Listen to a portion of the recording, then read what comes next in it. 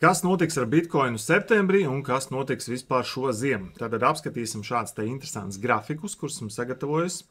Tātad viss balstās kā parasti tradingā uz vēsturiskiem datiem, un mēs varam analizēt no 13. līdz 24. gadam, kas tad notiks septembrī. Un šajā te grafikā skaidri un gaiši var redzēt to, ka septembrī mums ir lielākoties mīnus. Ja? Tad Bitcoins salīdzinot ar iepriekšējā mēnesi, jeb augustu iet uz leju, un vidējais kritiens, jeb kustība ir bijuši 4,39%. Ja? Tad salīdzinoši neliela, tirgus stāv uz vietas, bet lielākais mīnus ir bijis 19. gadā, mīnus 13%. Tad redzēsim, kas notiks šomēnes. Bet septembris parasti tradingā nav īpaši labs, bet salīdzinām oktobri. Oktobris tas ir pavisam pilnīgi cits stāsts. Jo mēs redzam, ka 2023. gadā bija plus 28%, 22.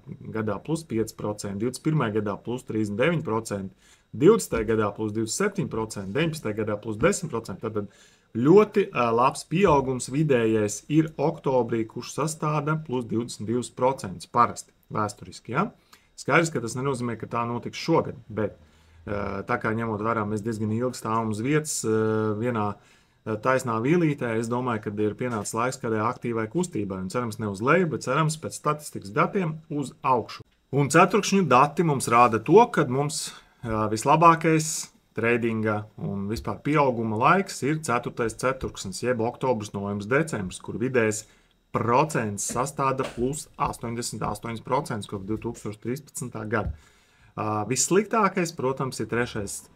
ceturksnis, kas ir vasarā un septembris, kur mums ir tikai plus 5% pieaugums no 2013. gada, kas ir ļoti maz, tātad lielākoties mēs krītam vasarā un septembrī.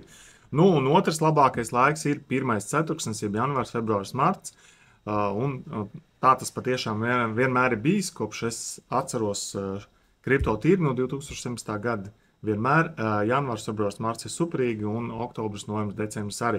Nu, un pārējo laiku mēs vienkārši viņu stāvam vai krītam.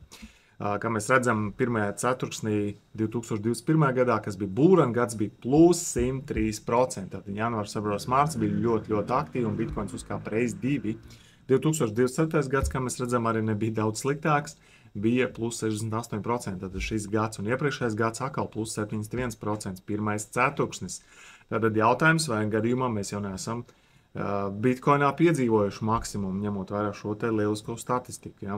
Varbūt šis gads būs beidzot altcoin gads, un mēs redzēsim milzīgu pieaugumu altcoinos, uz ko arī mēs ceram, un tad sāksies būrans. Jo būrans nevienmēr nozīmē, ka Bitcoins kaut kur ies, bet ļoti labs būrans var būt, ja altcoini ies, un likviditāte pārliksies no Bitcoin Ethereum uz pārējiem altcoiniem, uz kuri es ļoti ceru, jo tradingā skalpojot, tas ir fantastiski, kā tu vari ikdienas simtiem darījumu atrast, ja ir būrans. Ja tev interesē iemācīties tradot, piesakies Telegram chatam MMTrade Pro un uzzini par kursiem.